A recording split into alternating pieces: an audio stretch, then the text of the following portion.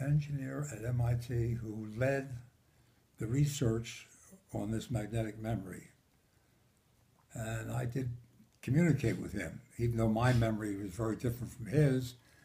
But I was in touch with him, so I followed this very closely from a distance. Because I used to be at MIT for one whole year. I went up every week for 3 days. I would fly up Monday and fly home Thursday for at least one long, cold winter in 1955, 56. Is that the time we worked? Yeah. And that's when MIT was working on developing this. Our system went operational, I don't remember.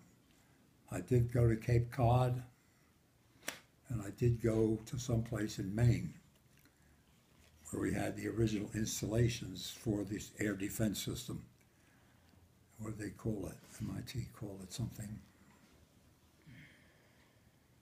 I don't know. They had a site at the Truro. There was radars set up there. And there were radars up in Maine, Bath, Maine, something like that.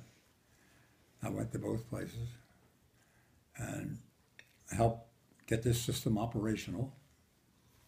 When we went into production and follow-up, we had 2 radars at the Burroughs plant near Downingtown, Pennsylvania, in the so-called Great Valley Labs, Great Valley area being a geographic phenomenon in this part of Pennsylvania. So we had the radars there, and they were there for many, many years. Long after I left Burroughs, they were still doing this. So I don't know how it all ended. I know this, the technology and know-how from this system fed directly into the ultimate air traffic control system in America, which was stimulated by a freak accident.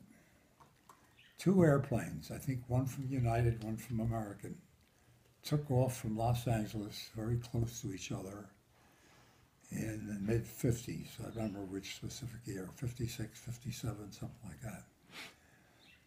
And one of the guys when they got over Arizona, one of the pilots asked permission to go to a higher level because he was having either turbulence or fog or something. And there was no air traffic control. Well, there was, because he was in contact. There was some control. He asked for permission to go to a higher elevation. And he came up, and believe it or not, he crashed right into the other guy. Came right up into him, and they both fell into the canyon. It's weird. They could have fallen on the desert, but they fell into the canyon, which made recovery difficult. The result of that was the complete control system. They took control of air traffic, they enhanced it, and expanded the control of it so that they would know where the planes were. And that combined, that incident, which stirred Congress to move, which takes something like that, 200 people dying, plus the know-how from the air defense system, really helped get started.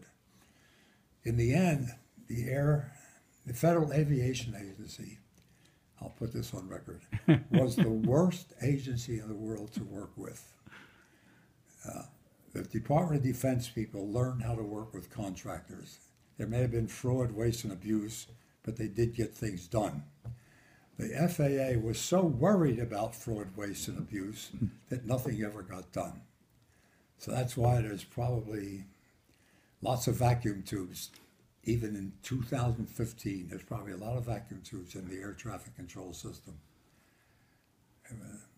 FAA, we hated to, it reached a point where RCA in Camden at least, and maybe RCA's defense division, did not want to take contracts from the FAA for research or development. They were just too difficult to work with. And I guess Defense Department contracts are more profitable. But at least